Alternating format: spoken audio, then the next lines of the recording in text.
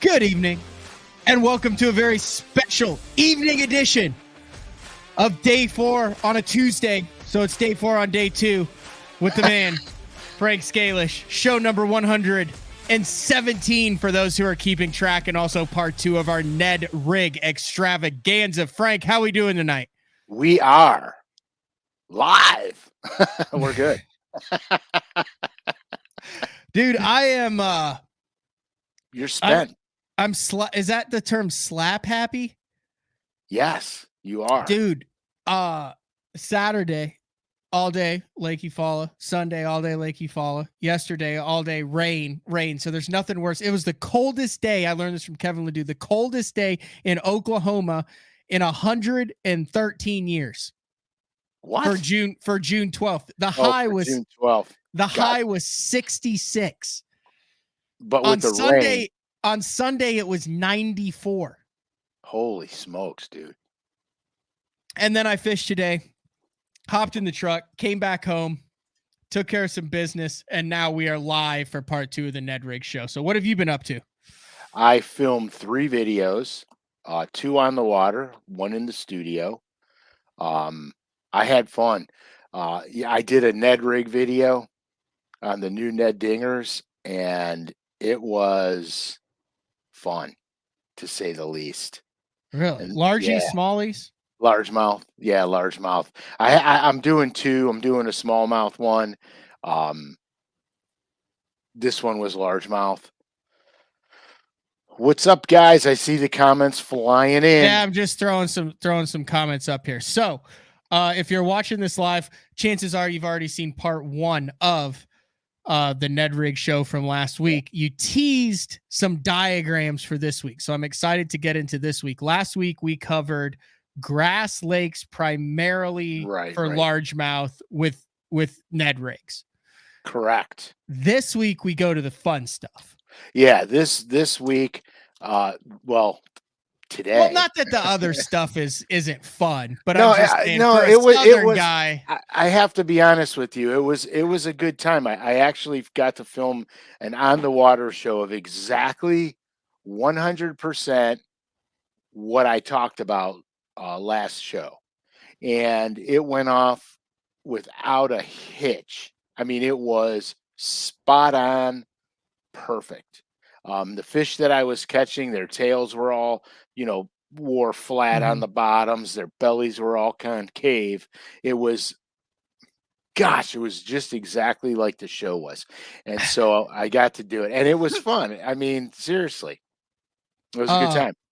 I would be remiss to say there's only potential for 4 nights a year where the Stanley Cup can be awarded. And tonight, I do believe Tuesday night is game 5 of Vegas versus Florida. You know, the people in Canada are like, really? Vegas and Florida? The Knights of the right. Most of Canadians anyway. Do you follow that at all? Anything? I know you're in hockey country. I don't think we've ever had a hockey discussion, Uncle Frank. We have not. Every now and then what I do is when the finals come around, I watch some of them because it's not that I'm not a hockey fan. It's just that I don't watch it. And so, but when they're battling it off for the finals, I'll watch a few games. And they're fun. I mean, they're a good time. Definitely a different intensity between playoff hockey and regular season, and then Stanley Cup Finals hockey and playoff hockey is a whole different. So, yeah. So it's good. I mean, it's good. Were you a child prodigy athlete growing up, Frank? I swam, I dove, and I skied. Wait, have we had this talk? You were a competition diver? Yeah. Like through high school? Yeah. Really? Yeah, I lettered like the triple. I actually lettered in diving. What was your signature dive? Whatever I had to throw. What does that mean? I'm not into the diving thing. So you'll have mandatory dives. Okay. That you have to throw. And then you throw in your degrees of difficulty on your dives subsequently after that. The more degrees of difficulty, the higher the points, but also the easier it is to botch them up. Right. So I there was no dive that I was afraid of to do. I would do anything. Um, a triple was a little tough for me, especially if I had to throw a twist in there. That was a little bit tough. Um, With the in Speedo. You're wearing the Speedo up there doing it from the top 30 foot down, doing all that Yeah, with a like a pin drop, just shoot right through the water. right. And don't forget too, back then I only weighed like 130 pounds, That's what 140 Sean pounds. says. Uncle Frank in a Speedo is an interesting picture. No, it ain't. John, shame on you, dude. Shame on you. And then and then Jacob wants to know if your Speedo was crushed velvet. you guys are so funny. And then of course I skied. Like Yeah, downhill? downhill, yeah, downhill and moguls. And then my diving coach used to get really pissed because s- ski season was during diving season. And so he'd be like, "You're not allowed to go skiing if you break your leg Yeah. or something, you're our varsity guy, and then you're out, and then that'll be a problem." And I said, "Yeah, yeah, yeah, yeah. I won't ski. I won't ski." And I'd show up to diving practice with my skis on my car, and as soon as diving was over, I'd be down to the slopes. Did So he you was. ever belly flop? That seems to be a common question here. Yeah, like a miss. Like I think we've all seen the dives that go horribly wrong. Yeah, I've had some go horribly awry, but not like, not like a belly flop, Yeah, you know what I mean? But yeah. like I threw a 1.5 with a full twist and didn't get out of it in time and hit the water at a bad angle. Um, I threw an inward and almost s hit my head on the diving board. That'd be a Greg Louganis, right? Yeah, exactly, exactly. And, stuff like that, but mostly in practice. Um, practice was where all the damage occurred because you're throwing stuff that you're not accustomed to, and you want to always try to increase your degree of difficulty. So the more you put into the dive, the harder it gets, and then Mhm. in practice you just throw it, just throw it, get the movements down, get your rotations down, get your bearings straight, and then you start to tighten it up where you're nice and close to the board and everything is perfectly in, you're perfect and everything else. But practice, things go bad. I mean, they go bad. But So so let me ask you this. There's very few feelings that I've had like to right when you're going out on the ice. One of those would be when you're in contention, you're going into the final day and you have that moment where you're like, all right, here we go. And then you go out onto the water. Do you find that same thing from tournament fishing that you got that same kind of, I guess, adrenaline rush and focus that you did as an athlete? 100%. Actually, it's worse for me in tournaments. I'm way more amped up in a tournament. I'm ready to go. In fact, to be honest with you, it's like when they're getting like right to my boat number, I almost feel like I'm gonna start crying. I'm so excited. I'm like, call that number. You know what I mean? Call that number. And then I'm freaking out, running down the lake. My adrenaline's in overdrive. And the first stop that I always make, I am like almost trembling on the front deck. Still, I mean, Still. even on the Yeah. Elite Series, after you've done it a Oh hundred yeah. times, you still got the shakes. Every time. And then I make two or three casts, and then it's like and tunnel vision, and I'm in. But yeah, every single time, dude. Um, it's still to this day. Same. I, The only other thing you've done that gives you that feeling right before the gates open on the ski slopes or you climb up onto the platform. yeah, diving didn't do it so much for me. Um, like I love to do it, and but I wasn't amped like I am with tournament fishing. It was exciting and fun, and of course, diving. You're the focal point. Yeah. There's nothing else going around Yeah. you, and so. when you blow it, everyone on the planet knows you blew it. You know what I mean? And Yeah. so and there's no like here, I'll tell you the truth. The first time I made districts, um so I make districts and I'm pumped because it's hard to do with all the schools we got here. And so I make I make the districts and I go down to Columbus and I'm competing against, a ton of other really talented divers and the back dive was probably my best dive.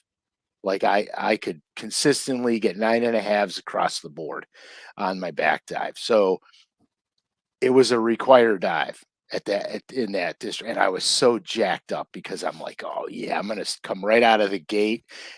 Dude, I overshot the back dive and completely botched it, and when I went underwater, I stayed there because I knew I screwed the dive up so bad. So I held my breath and I stayed down as long as I can. People were coming to the edge of the water and stuff like Making that. sure you Yeah, were making okay. sure I wasn't dead, but I was so embarrassed. So when I got out of the pool, there was a table there. Okay, there was a table, and I got out of the pool, and I literally just slid right under the table and sat under the table Oh going, no. "Oh my god." I completely screwed it up, and I made it through, like, 3 rounds in the districts, and then I choked on another dive, and I was out. I was so pissed, dude. But I it was so happens. mad, yeah, but it Yeah, I don't happened. know how that in 117 weeks of day 4 with Frank Scalish, we haven't the diving past has Mhm. not come up. Yeah, I dove, I swam a little bit. I used to sub in as a swimmer when one of the swimmers couldn't got hurt or couldn't make it. Um, and then and but skiing, downhill skiing got me jacked up like fishing does. Yeah. And then of all things, after high school, I went to Vail. I went to Vail, Colorado skiing for 3 weeks. And it was a blast, and then we were getting ready to come home, and we drove. We were getting ready to come home, and Loveland Pass avalanched, and so Oh, we had to spend another week there until they cleared the pass, and so we just called Western Union and wired more money in, you and, had a month. yeah, so I literally spent a month in Vail, and then, the craziest thing, um that spring I was fishing a river and not out of the boat. I was wading it. It's a wadable river. It's one of our steelhead rivers. And I was actually fishing for smallmouth and I slipped on a rock. Oh, And when I fell on my tailbone and I shattered L4 and L5. I shattered my discs and wound up in traction for 2.5 weeks in the hospital. And the doctor told me that I'm not allowed to ever ski again. oh, that sucks. Yeah, it really was a bummer, and I said, "What if I ski?" He goes, "Well, if you fall wrong or you do some damage, you could maybe not walk." That'd be So, yeah, so that was the end of my skiing, and I was really devastated. hmm. Can you Really. water ski? I feel like that would be a combination of both. I don't water ski. I actually hate water skiing. Wait a second. You're a diver and a downhill skier and Yeah, you I hate hate water water skiing? hate water skiing, yeah. Yeah, Why? because I just I like the freedom. I Oh, like the freedom of not being tethered to a rope. I gotcha. When we were in Vail, I know this is nothing about fishing, you guys. I don't care. We're gonna get to it. I'm Um, enjoying it. when we were in Vail, what I found out because I had never been there before, I hooked up with a local guy when we were down there. I met him through a group of people. I was with my cousin and a bunch of his buddies, and we met these local guys down there, and so this dude goes, "Hey, do you want to go do the drop offs?" And I go, "What the hell are drop offs?" He goes, "There's a section of the mountain where you ski, and there's sheer cliffs on the mountain, and you go over the cliffs, but don't like freak out because the mountain's the same trajectory. So when you go over a cliff." and you land, you're landing on the same trajectory of where you left, where you're airborne. I So the got you. cliff would go down, but when you land, you're landing on the slope at the same trajectory. So it's not a bam, bam, you're not slamming It's down. It's soft. smooth. It's smooth. It's real smooth. But you're 20, 30 feet in the air. Like you're literally floating for 20 or 30 feet till you hit the snow again. Then you go over the next one and so on. So I'm like, yeah, dude, I want to do it. So we go and we start running these drop offs. And it was a panic attack, dude. It was so much fun. So we get down. Um, you never ski all the way to the bottom of the mountain because these are real mountains. So we get down, you know, several layers and cut across and get back on a lift and go back to the top. So we're all on the lift. And when you're on this gondola, okay, you're literally thousands of feet off the ground at some points. Okay. So you're sitting in this thing and you're there and you look out the window and everything looks, that big. And there's all kinds of it's an eclectic crowd in the gondola Yeah. because you don't know who's getting in with you because They're just so it's captive. right. So it's kind of eclectic and you got a long ride up this flipping mountain. So we're sitting in there and I'm with the dude I met down there that we're skiing the cliffs with, and then my cousin had his buddies there, and of course his buddies were all from Florida, and and so they're literally out of control. Like I can't get into too many details, but I will Just say say Florida man. Have you ever Googled Florida man? so yeah, so they're out of control. So it gets real quiet. We're going up there and it's real quiet. And one of the dudes from Florida goes, "Man, did you hear what happened here 2 weeks ago?" And they're dead silent in this gondola. He goes, "The gondola jumped off the tracks." No way. Yeah, so he's telling this story. Of course, it's all BS, but nobody in the gondola knows it's BS.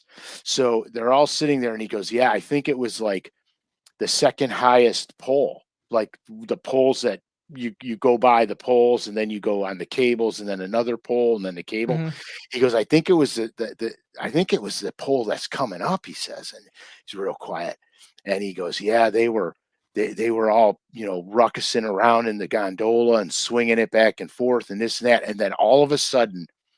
He goes, "I think it was right here." And when he said here, he slams his ski boots on the bottom of the floor and screams. And everybody in this gondola goes absolutely mental when he did it. You know what I'm saying? And like a bunch of strangers, like I knew three of the people in the gondola and nobody else. And it was just these guys were out of control. So anyway, so what I found out was they shut the mountain down at 3 or 3:30 because every night at like 4:30 the snowstorms come in because of the way the atmospheric pressure and shit is around the mountain. The Mhm. snowstorm comes in, dumps tons of snow on the ground. So they want everybody off the mountain before the storms come in because they don't really know how much accumulation they're going to get or how severe it's going to get. So at 3:30 they shut the lifts down and everybody's got to be down the mountain. So me and this dude would go up there and we would literally hide. We would literally hide until everybody was off the mountaintop except for the patrol. And the patrol, those guys, then they would go around and they would round up all the people that aren't listening to them, right? So when they round up everybody, then we would like come out of hiding. They would all start going down the mountain and we would wait to the last possible second we could wait. So when we skied down, we had to ski from the top of the mountain all the way to the base. No stopping in between. You got to go from top to bottom. And it was like literally it was like 4 miles of straight solid skiing down this mountain.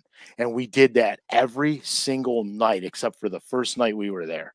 We would wait and ski down, and it was awesome, dude. There wasn't a soul on that mountain, and it was as quiet. All you could hear is your skis in the snow. It was fabulous, man. It was absolutely fabulous. That's awesome. That's good memories. Yeah, it was great. And they were building the back bowls. Anybody that skis and anybody that's been out in Vail, there's a section of Vail called the back bowls. They didn't have them built when I was there. They were just building them, and they clear cut the forest, and then the snow came, and then these essentially this whole bowl of a mountain was empty. So I was sitting in the condo with my cousin, and I said, "Dude, let's hike up there in the morning. Let's hike up to the top of that thing and ski down." Because we could see it from the condo, and I said, "We'll see our ski tracks going down this thing. So we got to hike up there." So he's like, "I will if you will." I said, "I'm doing it whether you go with me or not. I'm going." So that's exactly what we did. So we're hiking up this thing. Now, what I didn't realize was how freaking far it was and how tall this mountain is. So it wasn't like a 2-minute walk up a hill. I mean, this took the better part of, 4 hours to get to the top of this thing. And we had to stop and rest because the snow is knee deep. You can't, it's like, I didn't have snowshoes. So it was like killer. So we got to the first plateau on the mountain. Okay. We got the plateau and then it goes up again. And Mhm. then you're at the top. So I get to that plateau and I flushed out of a brush top. I flushed a snowshoe hair. Okay. Oh, nice. Yeah, so this big freaking white rabbit starts taking across this flat. This giant hawk comes out of nowhere, dude, and smokes this bunny. And I mean, Oh, oh, dude, there was feathers and fur everywhere. And I sat there and watched this whole thing like right in front of me happen, right? So my cousin's like, "I'm out. I can't go any further." So I said, "Well, wait here. I'll go to the top. I'll ski down. When I get down to you, I'll get you and then we'll go the rest of the way." So I went all the way up to the top and I skied it down. Got him at the plateau and then we skied right to the back down to the condo. We got to the condo, dude. I turned around, I looked up there and you could see oh, my that's cool. it Yeah, was your track. sweet, dude. It was so sweet. And the powder was so deep that when I skied, you didn't hear a noise. It was like silent. Yeah, it was awesome. Anyway, that's that. Those were some good stories, man. Those were awesome. I I Mhm. I wrote it down. I think color, a new color needs to be snowshoe hair. I Ooh, think snow white with a little pink like the ears of the bunny on the inside with just like a little is that pearlescent pink? yeah, and they actually have black and brown feet. Yeah, I think snowshoe hair would I've never heard that. I mean, the closest would have to be like remember didn't they have like the Arctic fox spinners? Yeah, dude, an Arctic fox, I tie a lot of flies with Arctic fox fur. You you got someone you Yeah, yeah. The Arctic Arctic. fox has made its way to Juice's jigs, perhaps. Yeah. Well, he should be tying with fox for sure. It It's is. more durable than marabou, and it moves just like marabou. I also you said those people were from Florida in the Yeah. gondola. Yeah. Yeah. You have seen Florida man stories, right? I have not. You have not? I have So never seen one. I have no clue what you're talking about. okay, so this is a collection of headlines across Florida newspapers. Oh, And God then help us all. people started realizing there's a lot of how should I say tomfoolery going on in Florida for what people are getting arrested for. Like this one says Florida man, so it always starts with Florida man. This is like Gotcha. in it. Florida man found with drugs after getting trapped in porta potty. Okay, that sounds just like those dudes I was with. Right there, Well, that statement alone is good well, enough. we haven't even gotten to Florida man charged for throwing hot dogs at St. Pete police officers. All right, well, hey. Florida man drives stolen truck to Space Force base to warn of battle between aliens and dragons. Apparently, he was good friends with Yes. Florida man gets caught with drugs in a porta Florida potty. man wearing nothing but a cowboy hat attacks woman with machete. I mean, Oh, good. these are all real things. All right. Charles Wide Neck McDowell arrested again. Wide neck McDowell. That was his nickname. All right. We do occasionally talk about bass fishing on this show. Thank God. And like I said last week, we talked a lot about bass fishing with a Ned Dinger. And this week we're going to transition from grass and largemouth to smallmouth and spotted bass. Because here, look, this will translate to spotted bass fisheries for sure. No question about it. Because I've done it a ton of times. So, hey, is my thing blurry to you? No, you're just a little. No, you're good. Is this the normal lighting that you usually have? Is it wrong? No, it seems like it's a little evening lit. Oh, because it looks blurry to me. My screen looks blurry. I don't know if you're watching. Does it seem blurry? It doesn't seem blurry to me. Okay, good. That's all. I think you might have some setting that's like focusing because you're kind of glowing a little bit this evening, and the background seems a little darker. Is that better? Yeah, it wasn't bad before. All right, is that better or worse? Maybe my little. It's about the same. That's literally what my optometrist says. Is that better or worse? Right. Oh yeah. That's what they. Yeah. Right. Worse.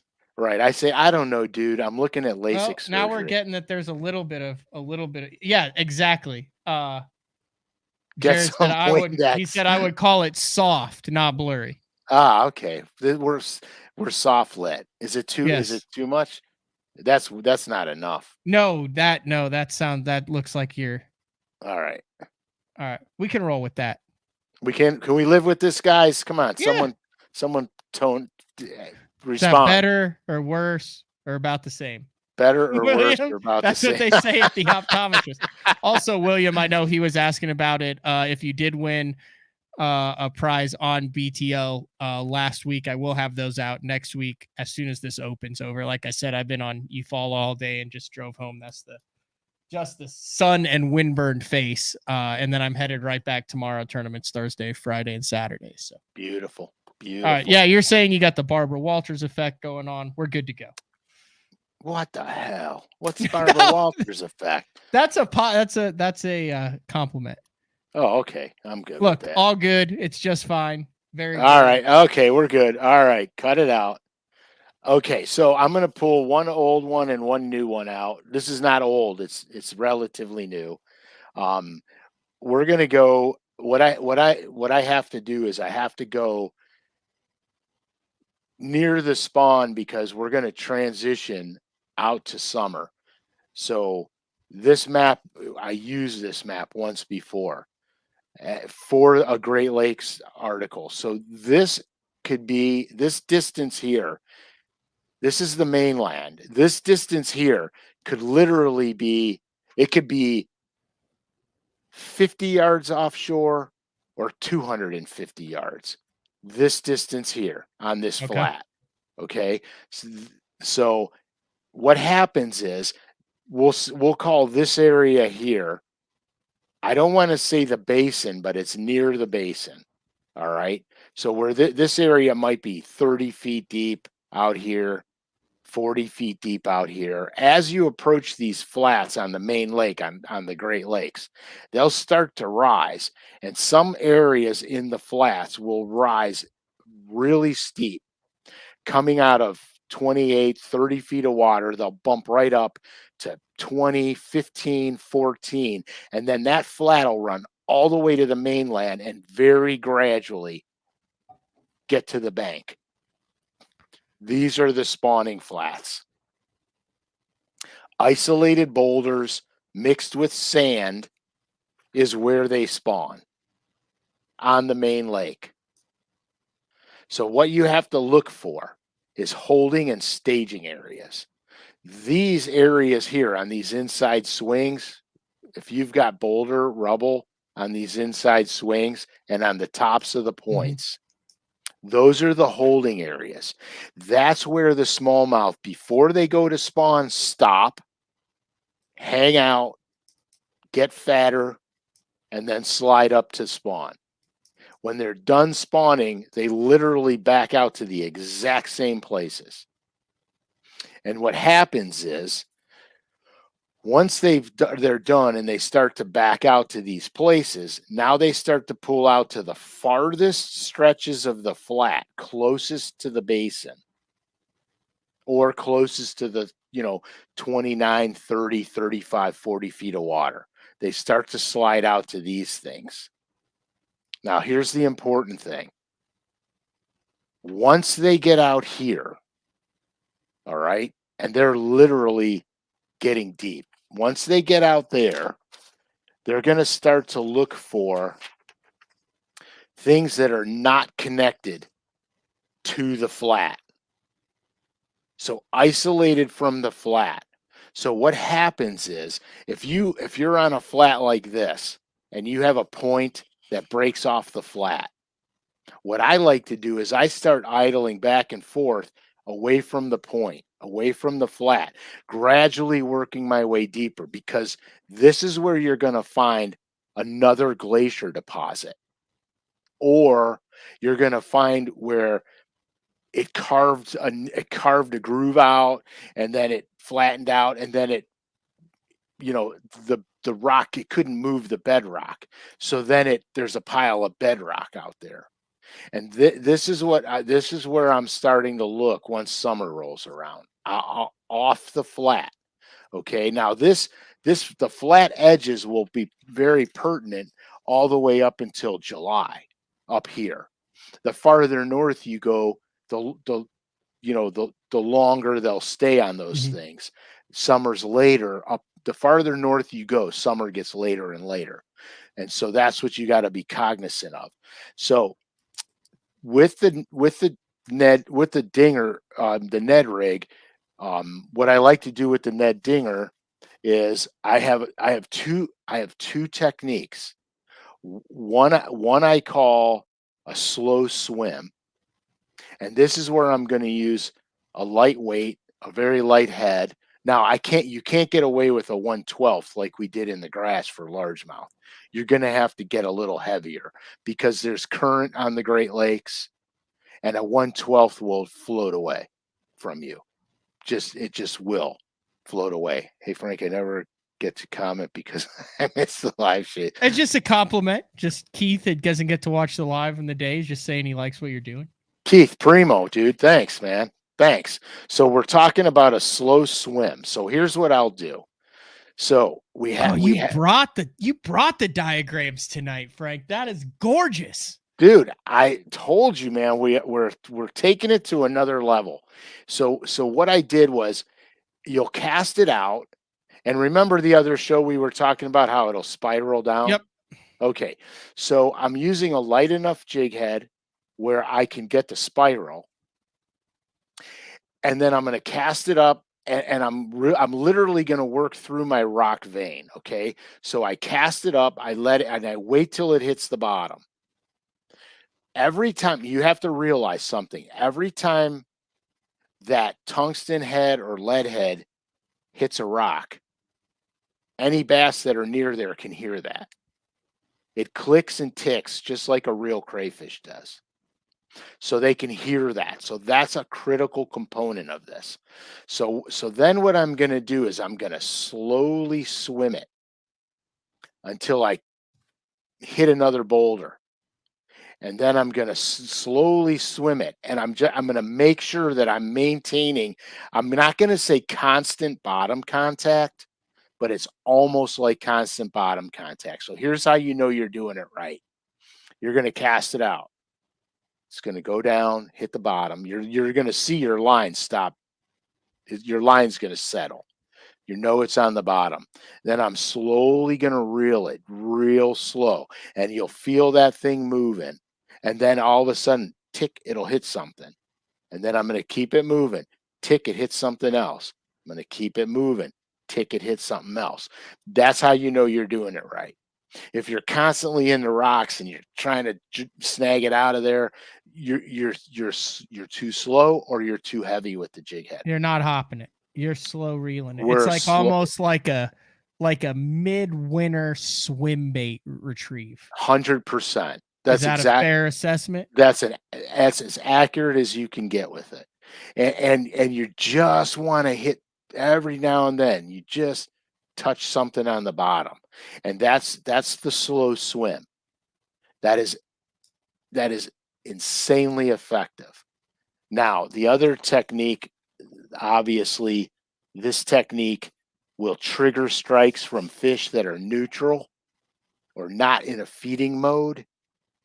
It's snapping a net head. Now, is snapping or stroking? Remember how we used to fish ledges in the old days? We'd stroke a heavy jig straight up, bam, and hit the bottom and stroke it again, bam. So now we're going to do the same thing with the net head. So here, we're not going with the lightest head possible. We're going with a heavy net head. Okay. You're not going to get a spiral when it falls. It's literally going to fall. It's just going to go like that. It's going to go side to side, and it's going to go right to the bottom. And you want that. So it's going to literally, you cast it out, it's going to slam into the bottom. And then you take the rod tip, and you don't go like that with it, because then you're pulling it away from the rocks. You go straight up to your head. You go straight up, just like that, straight up. So you're almost taking the rod tip and hitting your face with it. You just go straight up with it. And it's not hard. You're not smacking it. You just lift it up. You're just snapping it. You just snap it up. So you're going from what? If you're doing it with your wrist on a spinning rod, you're going from 6 to 12 with your wrist. Correct. You're just letting it. Yep. 6 to 12. 6 to 12. That's all you're doing. Not 6 to 12, 9 to 12. 9 to 12. Because otherwise you're going to take that jig and you're going to pull it off them rocks. Yeah. And you're going to take that thing and you're going to miss 6-7 feet of rock area where a bass could be, neck down in them boulders. So you snap it up. It's going to spiral back down, not spiral, but it's going to literally slack line it down. It's going to slam into the rocks again. What I do when it slams into the rocks again, I drag it for about a foot. I just reel a couple reel turns, do in the rocks, and then snap it again, and then slack line it down, and then do, and then snap it again and slack line it down. So what your retrieve is going to really look like is this: snap, fall, slam, move it, snap, fall, slam, move it, snap, fall, slam, move it, etc., all the way through the rocks. Yep. So it's similar to snapping a tube. It's the same, almost exactly the same deal as snapping a tube. Except you're going to move it a little bit more, and you're not going to snap it as hard. No, right. No, I'm not snapping it as But you hard. also have less resistance. So that bait is just because it's very streamlined. So it's going to shoot up and then fall down. With that tube, you've got a little bit more resistance. You're typically using a harder line. And when I'm snapping a tube, I'm 1/2 ounce, 3/4 ounce. Yeah. When I'm snapping a net head, I'm 3/16 or an eighth. Yeah. I mean, or a quarter. Yeah. You know what I mean? Because you have to figure this. I'm using 10-pound braid, which is like thread, an 8-pound fluoro leader. You have you have almost zero resistance. So that 1/4 ounce or the 3/16 is going to do exactly what you want it to do. Where the tube, I'll use 12-pound braid, 10 or 12-pound fluoro, 3/4 of an ounce, and I'm cracking it. I mean, I'm cracking it. So that's really how you smallmouth fish with these things on the Great Lakes. Now, inland, spotted bass and stuff like that, you fish exactly the same way. Spotted bass and smallmouth. Happy birthday, Ronnie. Smallmouth bass and spotted bass they're almost behave the same. How they relate to rocks and structure. Now, spotted bass are a little bit different in certain areas. We don't have to get into that right now. They'll do some suspending. They'll, obviously smallmouth do too, but spotted bass behavior is just a smidge different, but there's a lot of overlap between the two. So if you're a good smallmouth guy on the Great Lakes, you'll be a good spotted bass fisherman because you understand how they're relating to that offshore structure. And so that's kind of how that's when I first started fishing these spotted bass fisheries. I never really had a problem catching them. because I just did what I do for smallmouth and they were there. So I caught them. Now, some of the fisheries that you guys have down south or central, they're beautiful because you've got all three species. You've got largies, smallies, and spotted bass.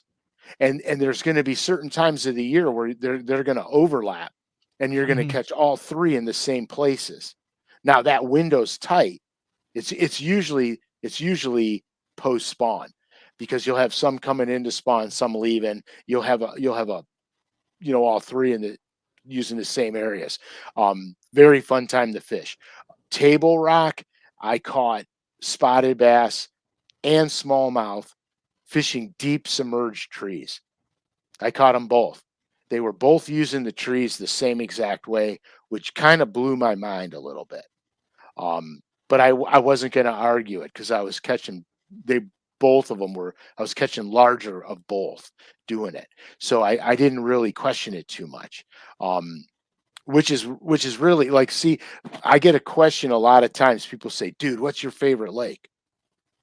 And my problem is my favorite lakes to fish are lakes I've never been on before because of the challenge. But I have lakes that I fish well on that I just love fishing because of the diversity in structure, species, all of that. Like Mhm. Lake Champlain is probably one of my favorite northern lakes to fish because I can catch smallmouth and largemouth flipping grass, or I can get on the deep rock piles and catch smallmouth. It's a very diverse fishery. Table Rock has to be my next because it has all three species, and there's a million ways to fish it. So it's that kind of because then I have the problem. Which species am I going to target? You know what I mean? And that's the exciting part to me because now I got to figure out at the time of year I'm at that lake, Table Rock, what am I going to catch the biggest of? Because sometimes it's not going to be the largemouth. Sometimes it's going to be the smallies. Sometimes it's going to be the spots. And sometimes it's going to be the largemouth. So now you got a whole nother, you have a whole nother mix in there. So it's sweet, dude. And so I love it. But the the reason that I did the grass piece first Mhm. for largemouth, I saw a comment in there about cayuga.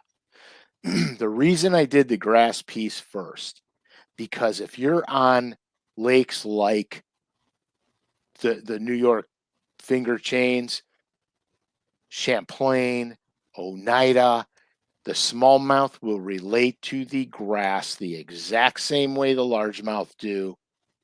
And we talked about the outside rock piles on the grass. You guys remember that from the last show. I'll pull the map just as a refresher. Hold on, we're showing some Ned Dinger action here of some frags. Outstanding. So this is what you're talking about when you say, and the reason I pulled this up, you're crashing it back into the bottom. You're thinking there's no way that's making an impact or anything that deep. But if you watch this, it's moving some stuff. Yeah, it'll kick a dust cloud. It makes noise. Yeah, look at that head hit. See the dust cloud there? I mean, you got to understand the bass can hear that. Yep. 100% they can hear that. Aside from the fact that they can totally feel it through their lateral line.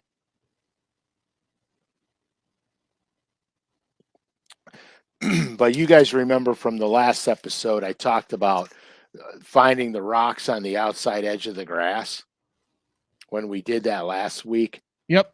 The rocks on the outside edge of So the there's grass. some similar things there between the grass and the gravel lakes. Correct. So if you're fishing Michigan, New York, et cetera, and you've got these natural lakes that have grass and smallmouth in them, those smallmouth are going to use those rocks at the edge of that grass. And Yep. and and seldomly, honestly, seldomly do you have to go deeper than that to catch them. Now you can poke around deeper and you could find some hidden gems that not a lot of people are going after, but in reality, in a grass lake, you almost never have to fish deeper than the deepest grass. And that's something to remember. Now, Gunnersville, Wait a second. Re-say that. In a grass lake. in a true natural grass lake, Okay. you very seldomly Name a natural grass lake. The Five Finger Lakes, Okay. Champlain, I Oneida. gotcha. Okay. Okay. So in a true natural grass lake, and there's tons of them all over the country, but I don't know Right. all the names of them. So in a true natural grass lake, you very seldomly have to fish any deeper than the deepest grass grows. Okay. So if the grass peters out in 18 foot of water, that's as deep as you got to go. If it peters out in 15, that's as deep as you got to go. Now, that being said, there's going to be bass that break the rule. There's going to be bass deeper, and there's going to be bass away from the grass. But the main population is general always rule going of thumb. always. So if you go to a lake and like here, I was going to say earlier, Gunnersville, Yep. Chickamauga, they're not true natural grass lakes. They're reservoirs with grass in them. So what happens on those lakes is those bass, you'll have bass in the grass and you'll have bass deeper than the grass because that's just the nature of those impoundments, those river impoundments like that. That's just the nature of it. But what I experienced on Gunnersville 3 years ago, I timed it poorly because I couldn't get there when I wanted to be there. So I was a month late. And so I was going there specifically to ledge fish. And I was a month late. A lot of the grass got grown up and matured. And so all the flats were matted. You know, it was like punchable, froggable heaven time on Gunnersville. And so I found a section of the lake that the grass wasn't as prevalent. The first ledge I went to, I started catching them. Offshore, legend, deep crankbaits. I was actually throwing DD22s. So at any rate, what was happening the next day, I went out to film the video, and I had found 5 ledges that had some fish on them. What I did was I hooked one. It was a good one. I let it go and I left that section of the ledge and I went to another one. I hooked one, let it go, et cetera, because all I was doing is trying to find enough fish where I could film an instructional video on how to fish main river ledges, secondary river ledges, conjunctions where a small creek merges into a river ledge. So I was going super detail on this. So the next day we went out to film, and son of a gun, man, I caught one fish on the one ledge. I didn't catch another bass on any of the other ledges. And so what wound up happening was I found a real shallow bite going on some of the small bars. And so I wound up throwing shallow crankbaits over the small bars. And then I went to the grass line and started flipping heavy jigs in the grass edges, the outside edges, and catching them that way. So I never got my ledge bite, because what happens on those lakes as that grass matures and gets righteous, a lot of the bass will vacate the bare ledges and go to the grass because all the shad's there, all the bait's there, everything's going there. So they vacate and they go to that grass. And so you have to be cognizant of that on lakes like Gunnersville, Chickamauga, etc. You have to understand when that grass gets mature, there's really literally like a 2 or a 3 week window where the ledge bite is on fire, like where you go out and you catch 30 on each ledge you stop on. And then all of a sudden the grass is right and them fish go right up into the grass. And then you got to change your tactics. So you got to be cognizant of that. Wow, we're on a merry-go-round today. No, it's good. I saw a question real quick.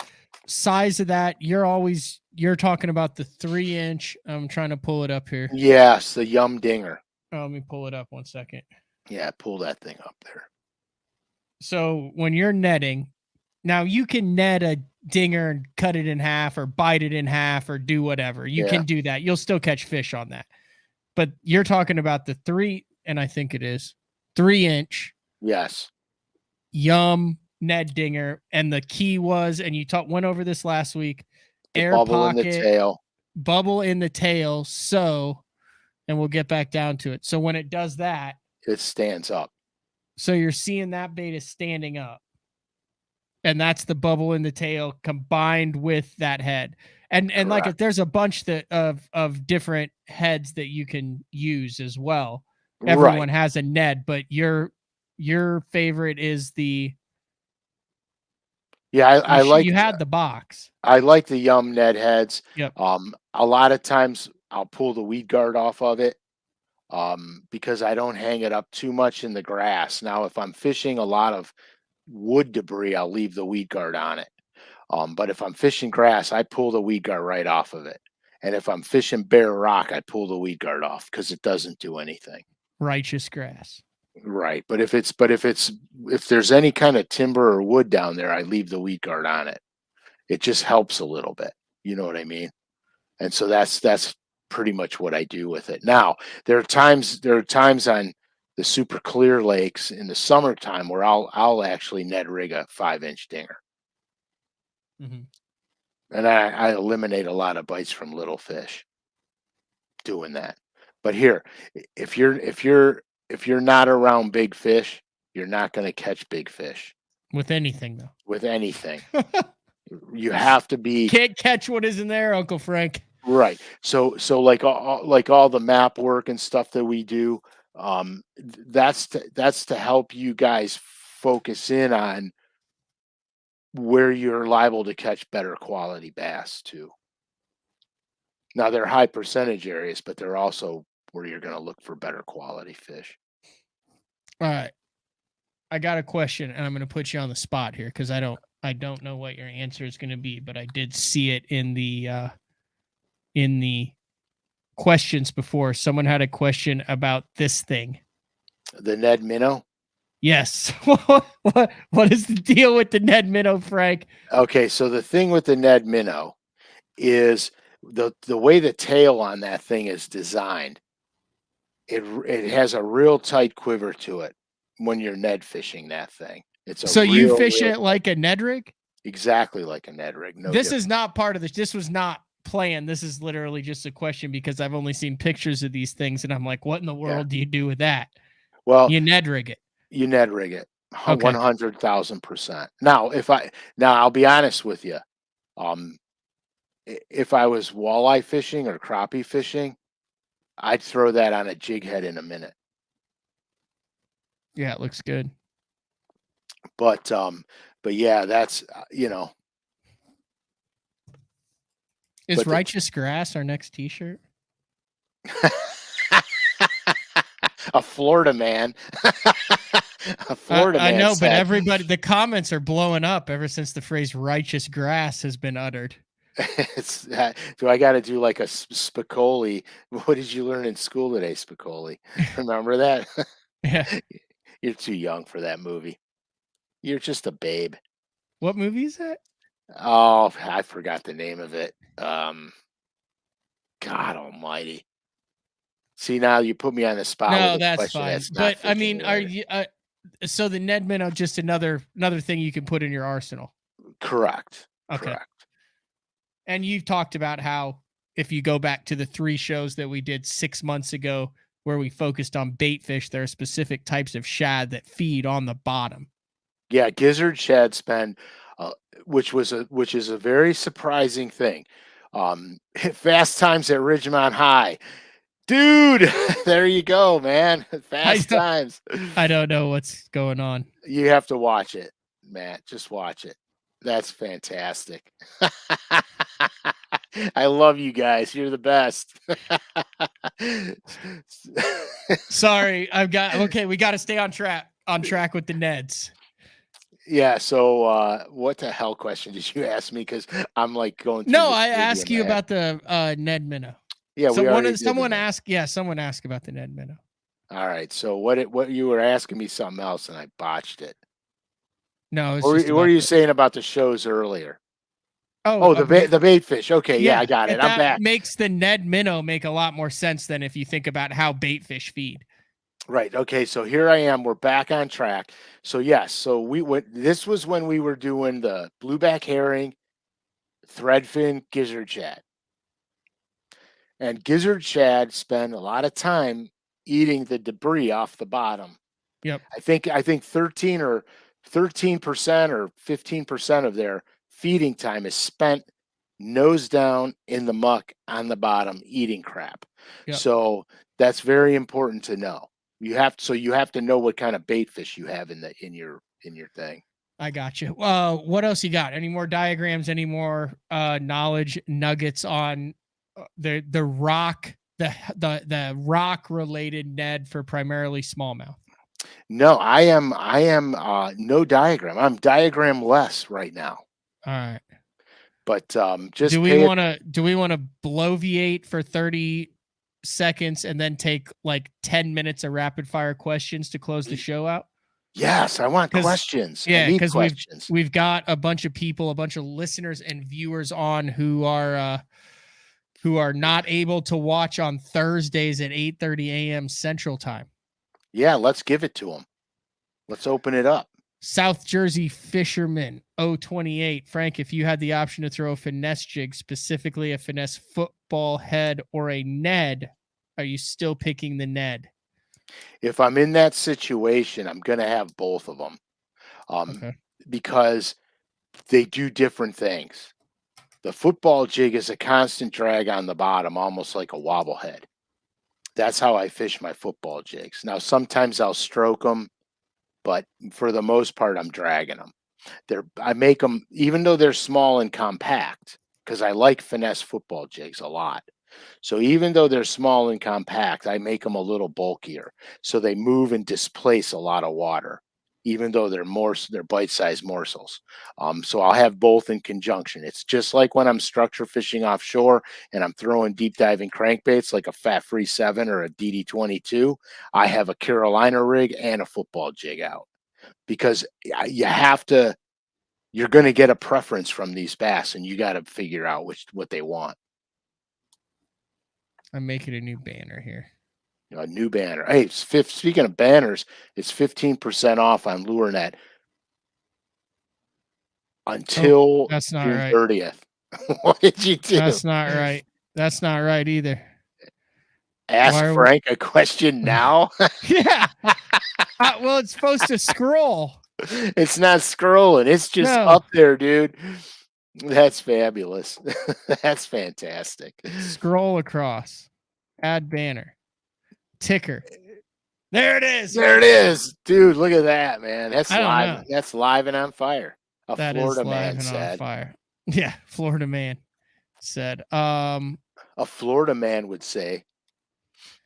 Sean said, I was bed fishing in our harbors for smallies, but they seem to have been on bed for a week and then nothing. Historically, they've been there in stages, but this year it's just empty. Why is that? Because this year everything went off earlier than normal. I experienced the exact same thing on a smallmouth lake by my house. They were literally on the beds and off the beds. I snuck up on the flat, and I saw them cruising on the flat. No beds yet. I said, I got to come back when they set up right. I came back 2 weeks later, and there was a ton of empty beds and only a handful on the beds. It went off early this year. Like everything on Lake Erie is spawning like crazy now, and a lot of them are done spawning already. And usually that's July, and it's already done for the most part. They're still spawning on the main lake, but the harbors and estuaries, they're pretty much done. What is your top bait for wet wading a clear water creek for smallmouth? Ooh, I love this question. Okay, your guys are gonna make fun of me. It's called a Bomber Square A, and it's the 05 size. Bomber Square A 05. And pay attention to that bait because there's going to be colors coming out in it soon. I say soon, but not like that soon. But there's new colors in it. It's one of my best weightable creek square bills, A Bomber Square A and what? the 05 size. So if you pull up the Bomber Square A, you'll see them. The 05 is the biggest one they make right now. Oh, that's big. No, it's not big, dude. Oh, it's 2 inches. It's 2 inches, 3/8 of an ounce. Oh, and it has number 6 hooks. Yeah, number 6s. That is my go-to weightable river crankbait right there. You will absolutely plow them. What color are you going with? I go with a natural shad and a crayfish pattern. So that one right there. Yeah, and then chartreuse and blue is good with the rivers off color. But usually a lot of those little streams, it's never that off color. So if it's a true rock, yeah. And then I have the old Tennessee shad one, which is my all-time favorite. But I said it was old because they don't have them anymore. I mean, can you not throw like a rooster tail or something in there too? Yeah, you can, but it's not as effective because you have to keep it high in the water column because there's going to be branches and stuff in the water where the rooster tail won't get to, and where that little square bill will come over through and knock around everything. Now, honestly, if you got to go, you could literally go to one of those creeks with that Bomber Square A, literally, and bring just that rod and catch enough fish to keep you happy. But if the stream or the river is a little bit bigger, a little bit wider, then I'm going to probably bring with me, I'm going to either bring some 4-inch finesse worms or the Helgramite, and I'll fish those. You've been on that Helgramite lately. Dude, it's bad. It's bad to the bone. I mean, it's nasty bad. I've been drop shotting them on Lake Erie smallmouth and crushing them on it. All right. Derek wants to know when you choose shaky over a Ned. Okay, so that's a good question because the reality of it is that the shaky head, when I'm fishing a shaky head, I'm fishing a 6.5-inch finesse worm or a bigger, longer bodied worm. And then I'm almost fishing it like a jig. I'm almost structure fishing it. And I'll even throw that shaky pulling, dragging, waiting to feel something, kind of crawling it across the bottom. And the thing about the shaky head, it's 100% weedless. And so if I know there's a lot of brush piles and stuff like that, I have to forego the Ned rig and I have to go with the shaky head. So if it's a lot of wood debris and stuff down there, I'm going to really go with the shaky head in that situation. Okay. Let me go. Oh, rod and reel setup for this. Okay. A couple questions on that. Okay. So you can use any rods you want. I use Powell's. I use the Endurance 744 spinning rod for my Neds. It's a 7'4" 4-action, and I believe they call it a medium heavy. It's not that heavy, trust me.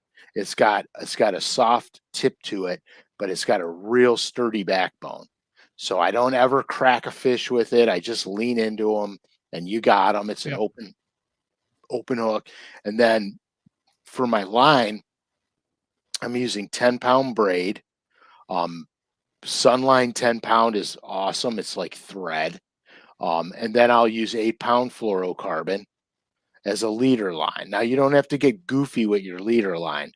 Generally, what I do is I'll do almost double what my rod is. So if I knot it, I can hold my knot in my finger against the reel, and the end of the line. I feel like a genius because that's exactly how I do it.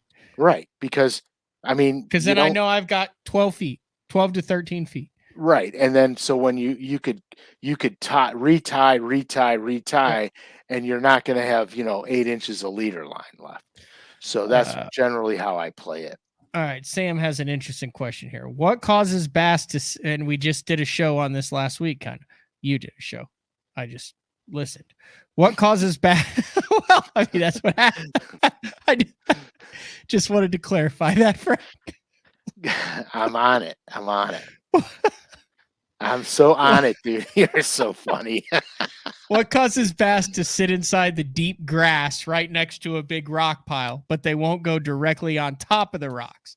And you can only catch them like punching or flipping a T-rig or a jig into the grass. Okay.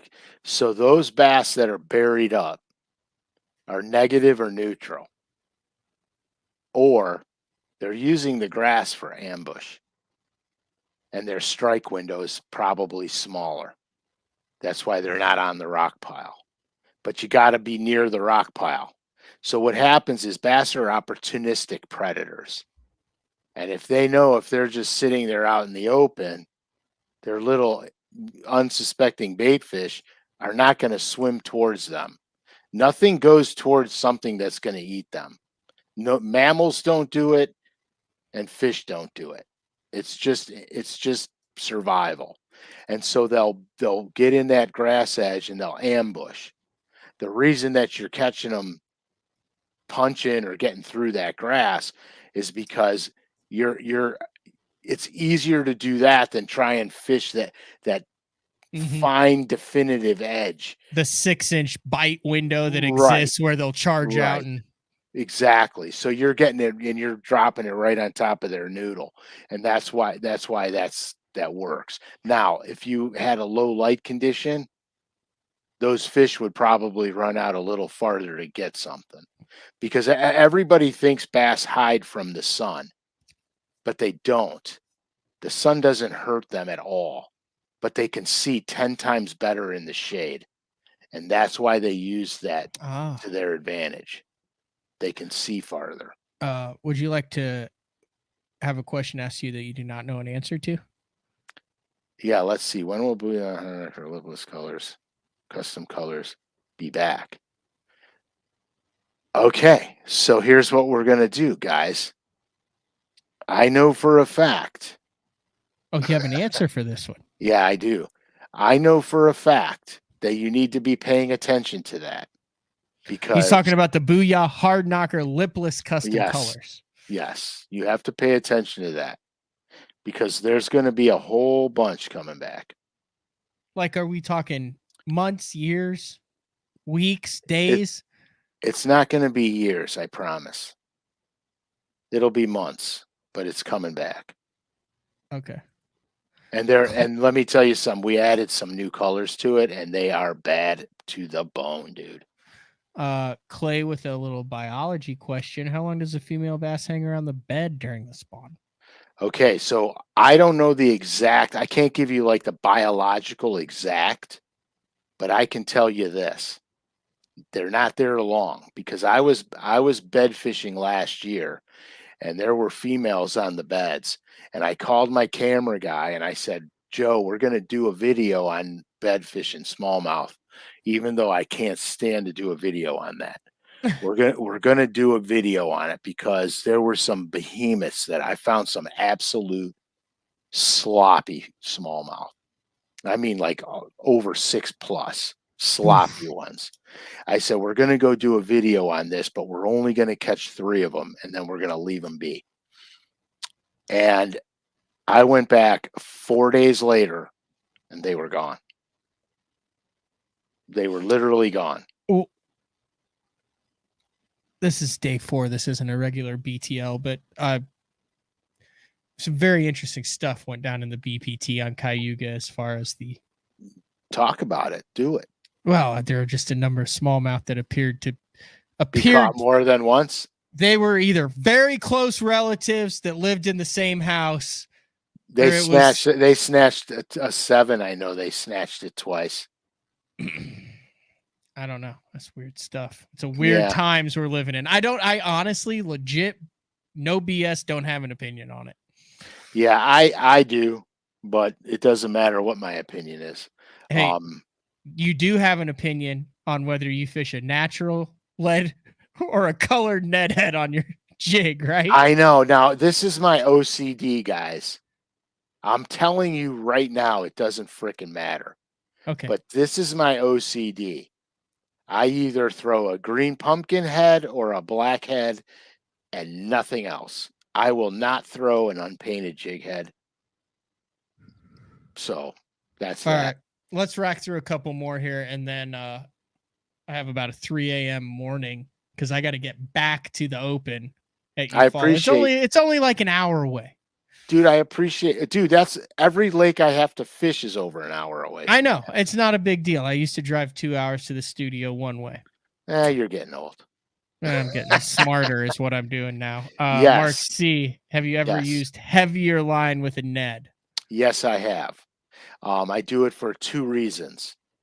A, the fish don't have a preference, or B, I want to slow the fall rate down and it's windy and I use a heavier head. Okay. Oh, this is a very good one from John. When do smallies pick vegetation over rock? Okay, now that's a really good. That's money. That's a money question, dude. John. I'm gonna give my hand up and say good question because um, I'm not 100% sure. I really am not. I have seen that as well, where they go, we're not having the grass, we're having the rock. And I've seen them go, we're not having the rock, we're having the grass. So what I could tell you there is just like largemouth will show a preference if you're flipping wood cover, they'll show a preference between softwoods or hardwoods. And that's what the smallmouth are doing. They're having a preference. It could be because there's more bait fish in the area and they're feeding on the bait, so they want to be in the grass because that's where the bait fish are going. Or there's not a lot of bait fish and they want the crayfish and the sculpins that are in the rocks. Okay. So that's kind of what could be the determining factors there. Or your lake is not a true grass lake, it's more of a structure lake, and the grass is secondary. All right. A couple more questions. How shallow will you throw your net? I mean, it's as shallow as you get big, right? Like, I mean, Yeah, I mean, there's no, 2 to 2 foot. You can catch yeah, fish in 2 foot on a net. absolutely. Especially if you're throwing the 112th. Yep. Um, the fish will tell me. Good stuff. Roger, I think Roger's Montana, either North Yeah, Dakota dude. or Montana. I think Helger he's might, Roger, we did a full blown, we did a full blown Hellgrammite section. And I fly fish for trout all the time. You're 100% right, dude. I'm going to tell you guys something right now. There is nothing that swims and lives in a stream that won't eat a Hellgrammite. They except maybe them little darters, any game fish, even creek chubs. Um, a Hellgrammite is a protein bomb that no game fish in any stream or river can resist. Period. End of discussion. Um, that bait that's an insane bait. Now, if you didn't see the if you we did a Hellgrammite piece on BTL. I have a Hellgrammite video on Mhm. LureNet that goes into the biology of the actual animal of the Hellgrammite. So you can check that out and get the details on how this creature lives. Um, an interesting fact on the Hellgrammite is uh, the first major thunderstorm in the summer, the Hellgrammite migrate to the banks So because they're, that's when you need to have one on. dude, they migrate to the banks by the thousands because their life cycle is coming to an end. So they have to get out of the water so they could molt and turn into the Dobson fly and then go lay eggs so there'll be more Hellgrammites. So that's what you gotta, Wow. yeah, check it out. The check out the video on LureNet and then go back and look at the past episodes till you see. I think what we did. Oh, do I have it here? Oh, you guys, this is going to be special. Well, I thought it was going to be special. Oh, you can't tease us like that. I know. I got it. I just don't know where it is.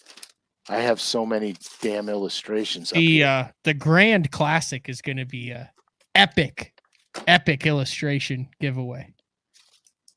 I don't have it. I have my Helgramite here somewhere. I saw it when I was cleaning the office, and you know what I did? I said, I'm going to put it in this folder so I always know where it is. Where's that folder? I don't know. I got a lot.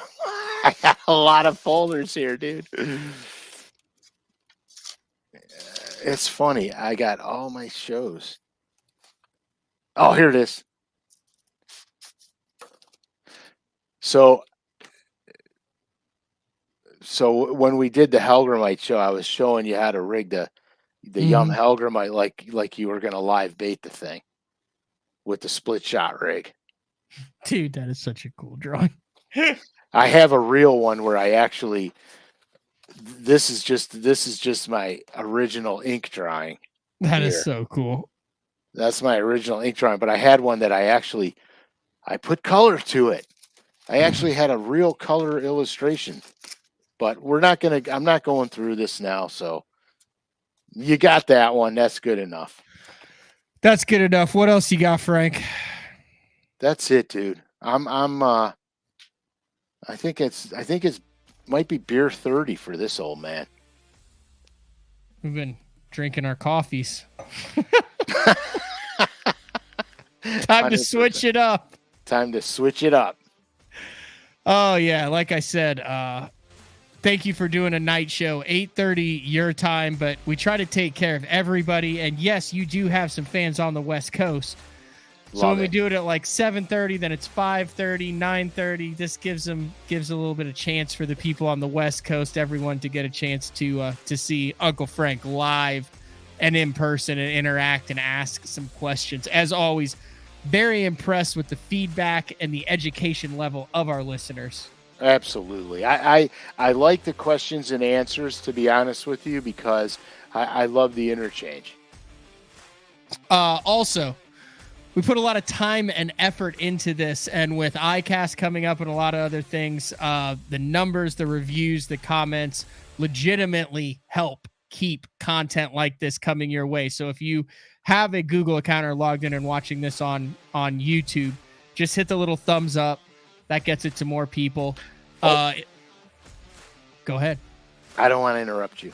No, I was just going to do a plea to, if there's something that you see or like sponsor related wise, feel free to reach out. That it means a lot to us and our sponsors all the same. Absolutely. I got to give a shout out to my buddy Rick at Marine Master Trailers. I'm going to give him a shout out, man. He got my oh yeah, you're having some trailer issues? Yeah, my actuator took a dump. No brakes, no actuator. Sometimes I swear the universe is against you having functional equipment for long periods of time. Well, because it's not my original boat. I bought it used. Yeah, I know. But it just seems like the wildest stuff happens. Yeah, and if it was my original boat, I could promise you there'd be nothing wrong with it. Because we all know I'm OCD. All right. This has been another edition of Day 4 with Frank Scalish. This was 117. Next Thursday, we are back live, 8:30 a.m. 8:30 a.m. 9:30 Eastern. All right. Look, I'm writing it down on my calendar so I don't forget. You're writing it down. I like these evening shows. We do them every once in a while. They're fun. Yep. Good time. Let's do it Thursday morning, Frank. Next Thursday, not this Thursday. Next Thursday. I'll see you next Thursday. Hey, you got to go catch some fish, man. Smoke their brains out. Hopefully 15 of them. 15 sloppy ones. Because that means that I make day 3. But hey, I'm going to go out and try my best regardless of what happens. Try to take some of the things that you have taught us over the past 2 years and put it to practice. Just go fishing, man. Just go fishing. All right. See ya. We're out.